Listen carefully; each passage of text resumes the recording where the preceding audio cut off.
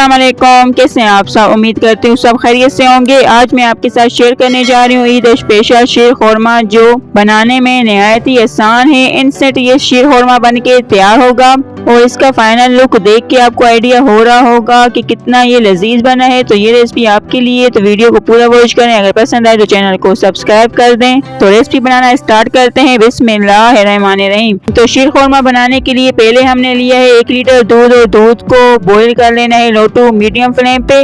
और यहाँ मैंने लिए हैं कुछ ड्राई नट्स, जिसमें है पिस्ते, काजू, बादाम, किशमिश और छुहारे, जो मैंने लंबाई में काट लिए हैं। ये आप अपनी पसंद के मुताबिक कम या ज्यादा यूज कर सकते हैं। सारे ड्राई नट्स मैंने कटे हुए लिए हैं आधा कप, और इनको रोस्ट करेंगे। उसके लिए पैन में डाल देंगे 2 चम्मच घी, और घी का यूज करना है, ऑयल का नहीं। अब हमने कटे हुए ड्राई नट्स को घी में डाल देना और इनको लो फ्लेम पर 1 से 2 मिनट के लिए रोस्ट कर लेंगे। और एक बात के छुहारे, किशमिश को आपने जरूर धोना है, उसमें धूल मिट्टी होती है, तो उनको धो के हमने रोस्ट करना है। और ये सारे जो ड्राई नट्स हैं वो रोस्ट हो गए हैं। अब फ्लेम को ऑफ करके इनको निकाल लेना है बोल में।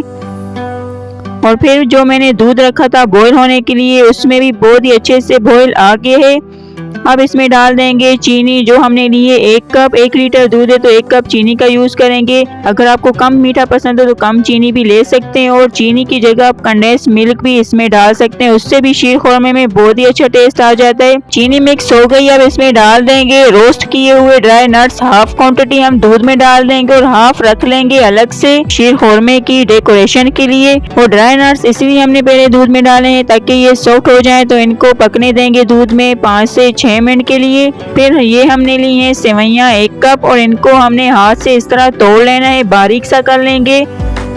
ये आप देखें इतनी बारीक होनी चाहिए। अब इनको भी रोस्ट करेंगे। उसके लिए हमने वही पैन लेंगे जिसमें हमने ड्राई नट्स को रोस्ट किया था, उसी में डाल देंगे 2 चम्मच घी, और फिर इसमें सेवइयों को शामिल करके 2 से 3 मिनट के लिए लो फ्लेम पर इनको रोस्ट कर लेंगे। और चम्मच इसमें चलाते रहना है, चम्मच को रोकना नहीं, वरना जो सेवइयां हैं वो जल जाएंगे और फिर शीर खुरमे में कड़वा टेस्ट आएगा। सिर्फ हल्का सा कलर चेंज करना है इसका। तो ये आप देखें सेवइयों का कलर ब्राउन सा हो गया है, बहुत ही हल्का ब्राउन। अब फ्लेम को ऑफ कर देंगे और इन सेवइयों को डाल देंगे दूध में शामिल करते ही सेवइयों को मिक्स कर लेंगे। और अब हमने सेवइयों को सॉफ्ट होने तक दूध में पका लेना है। इतना पकाएंगे कि ये जो सेवइयां हैं वो सॉफ्ट भी हो जाए और साथ में शीर खुरमा गाढ़ा भी हो जाए। तो लो फ्लेम पे 15 से 20 मिनट के लिए शीर खुरमे को पकाना है।